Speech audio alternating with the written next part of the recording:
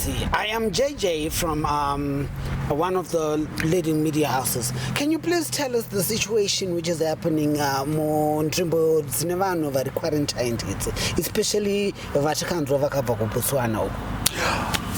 Yawataura iyo ndakataura navamoyo vamoyo suru handiti vamoyo vakanditi your excellency vanhu vavo vakagara unozotaura vagere zvavo vachivilira anoona vari kupuwa chikafu nehurumende yavo handiti vanhu vachifara vachigarisana vachiwadzana novuka makatiwa kuti kwai makondo makapera one day handiti vanhu vavo vangadai vachitambura unozotaura vanhu vavo vangadai vakagara pausungwa kana utapwa vanhu vokuti vanorwa nemhepo vachikufefeterwa unozotaura akaona umwe kuti uya pano oti uya pano votamba zvavanotamba chitsveru chavo vachinakigwa.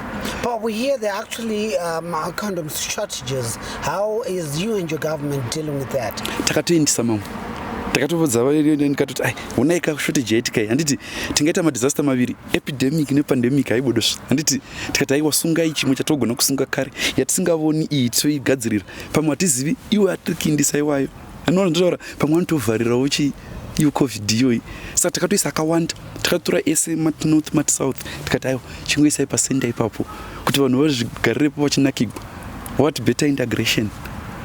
Idzo 2 weeks dzatakavaisa imomo idzi vatonakigwa unotaura vari pamuzepezepe hurumende yavo yeZimbabwe yavakapuwa naJehovha. Okay, before I leave you to your tourist schedule, can you please tell us which currency should we be using in the country?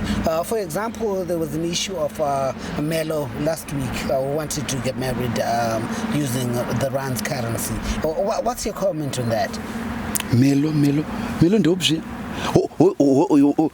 Okay, yes. Melo ndiyo zvoyo ndakawa mai vachitaura mumba handiti kana vakomana vangu vachitombomutaura handiti inini mubvunzo wangu ndokuti iwo maranza anochemera handiti akapromiswa vanomashandisa kupi mutemo wenyika unoti naira TG handiti iro dhora redu ndotoshandisazve handiti saka indoda kuziva kuti kana vachiti 25,000 yakauya sei munyika ndopatichatuma kavakomana kuti hai indai mundobvunza vanga vachida kuigamuchira vachiti ndeyei vachida kuiitisei unozotaura kana kutorina vamwe vanhu vasikana kumba ikoko vakawanikwa toti hai vakavhuna mutemo vanhavo anoona zotaura kuda kugadzira nyika kuti tizive kuti nyika yedu yeZimbabwe handiti iri kurya mafuta ayo zvakanaka pasina vanhu vanomwashuka pasina vanhu vanoda kuinda negweseri vanotaura kutengesa mari uko nekuziva kwangu ini ukapinda moke randa haritengi vanomadi asi hangu mukomana wakarashika